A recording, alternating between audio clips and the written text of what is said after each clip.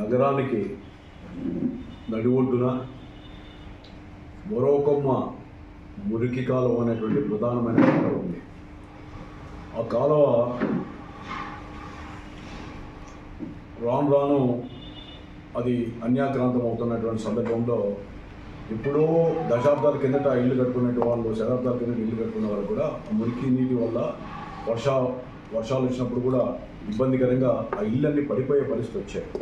అందుకని ఒక శాసనసభ్యుడిగా ఆ యొక్క ప్రధాన మురికాలువకి అంటే 3.4 కిలోమీటర్లు ఉన్నటువంటి ఆ మురికాలువ ఏదైతే ఉందో దానికి ఇరువైపులా రిటైన్ వాల్స్ కట్టాలని, ఆ రిటైన్ వాల్స్ కట్టడమే కాకుండా త్రివేణి దగ్గర నుంచి ఐరన్ బ్రిడ్జ్ వరకు సూర్యనగర్ నుంచి వాతులు పోయేటువంటి ఆ ప్రాంతం వరకు దాదాపు 500 మీటర్లు కాంక్రీట్ పనులు చేయాలని ఆ రోజు 21 కోట్ల ప్రణాళికలు సిద్ధం చేసుకుని వస్తే కేంద్ర ప్రభుత్వ అమృత్ పథకం కింద 18 కోట్ల 50 లక్షలతో టెండర్ కూడా అయిపోయి సుధాకర్ ఇన్ఫ్రా అనేటువంటి కంపెనీ ద్వారా 2019 ఎన్నికల ముందు టెండర్లు పిలవడం, త్రివేణి థియేటర్ దగ్గర, అదేవిధంగా అశోక్ నగర్ దగ్గర బ్రిడ్జు కట్టాలని, అదేవిధంగా 3 కలవట్లు కట్టాలని, కాంక్రీట్ వేయాలని, ఇరువైపులా గోడలు కట్టాలని చెప్పి ప్రణాళిక సిద్ధం చేసుకొని టెండర్లు ఇచ్చాం.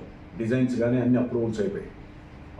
ఎన్నికలు వచ్చాయి. ఎన్నికల్లోపే ఆ భూమి పూజ చేసి శంకుస్థాపన చేసి పనులు కాంట్రాక్ట్ కూడా ప్రారంభిస్తే అధికార పార్టీ ఎమ్మెల్యే వెంకటరామరెడ్డి గారి యొక్క ప్రోద్బలంతో ఆ యొక్క కాంట్రాక్టర్ని బెదిరించి ఆ యొక్క పనులు ఆపకుండా ఆ రోజు వాళ్ళని తరివేయడం జరిగింది. తర్వాత అంటే ఇప్పుడు దాదాపు 4.5 సంవత్సరం అవుతా ఉంది. ఒక 6 సంవత్సరం కిందట రీటెండర్లు పిలిపించి ఆ టెండర్ని మళ్ళీ వేరే కాంట్రాక్ట్తో వేయించాలని చెప్పి ప్రయత్నం చేసి టెండర్లు వేయించారు.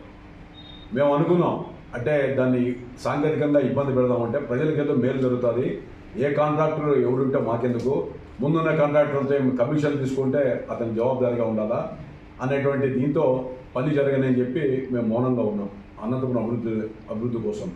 కానీ ఈ కొత్తగా కాంట్రాక్టర్లో కమిషన్లు కక్కుర్తుబడి కేవలం 3 కల్వర్ట్లు అశోక్ నగర్ బ్రిడ్జ్తో సరిపెట్టుకొని రిటైనింగ్ వాల్స్ కానీ కాంక్రీట్ కానీ వేయకోకుండా ఈరోజు ఆ పనులు చేపట్టడం అనేటువంటి దారుణం అనేటువంటిది నేను అనేక సందర్భాల్లో చెప్పాను. నేను శ్వేతపత్రం కూడా ఇంటింటికి ఇచ్చాను. అయ్యా బాబా 5 ఏళ్ళు డెవలప్మెంట్ చేశాం, GOMSతో సహా ఇవన్నీ కూడా మీకు అన్నీ కూడా మేము శాంక్షన్ చేసాం పెట్టామని. ఇప్పుడు ఆ కాంట్రాక్టరుతో పనులు చేయించుకోకుండా ఆ లక్ష్యం ఏదైతే ఉందో ఆ చుట్టూ ఉన్నటువంటి ఇల్లు అవన్నీ కూడా విధ్వంసం గురి కాకుండా త్రివేణి నుండి ఐరన్ బ్రిడ్జ్ వరకు కాంక్రీట్ వేసేస్తే పిల్లర్స్ లేపి అక్కడ ఎప్పుడైనా పార్కింగ్ చేసుకోవడానికి ట్రాఫిక్ కూడా ఇబ్బంది లేకుండా కార్ పార్కింగ్కో దీనికి కూడా పనికొస్తుందని చెప్పి ఒక మంచి లక్ష్యంతో మనం ఆ రోజు అమృత్ స్కీమ్ కింద శాంక్షన్ చేస్తే ఈరోజు దాని యొక్క లక్ష్యాన్ని నీరుగార్చి కేవలం స్వార్థం కోసం, కక్కుర్తి కోసం మరి ఈరోజు ఏదో వచ్చినటువంటి నిధుల్ని చేతులు దులుపుకునేటువంటి పరిస్థితి. నేను వైఎస్ఆర్సీపీ కార్పొరేటర్లు కూడా చెప్తున్నా, మేయర్, డిప్యూటీ మేయర్ కూడా మేము చెప్తున్నా, మీరు ఆలోచించండి. ఒరిజినల్ డిజైన్స్ ఫస్ట్ కాంట్రాక్ట్ వేసిన దాంట్లో మరి ఏ విధంగా ఉంది, ఆ తర్వాత మార్చిన దాంట్లో ఏ విధంగా ఉందో మీరు ఆలోచించండి. ఆ ప్రాంతంలో ఉన్న కార్పొరేటర్లు కూడా మీరు ఆలోచించాలి. వైఎస్ఆర్సీపీ కార్పొరేటర్ ప్రజలు ఓట్లేసి మీరు గెలిపించారు.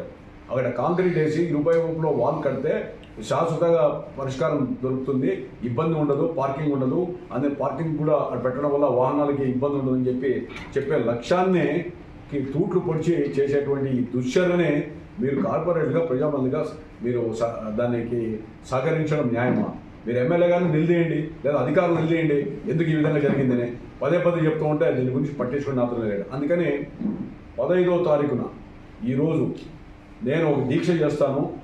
ఆ డిజైన్స్, ఎస్టిమేషన్స్ అన్నీ కూడా పత్రికలకి, ప్రజలకి వివరణ ఇస్తానని చెప్పి అనుమతి ఇవ్వమని చెప్పి అనంతపురం DSP గారికి, అదేవిధంగా పోలీసులకి ఆశ్రయించడం జరిగింది.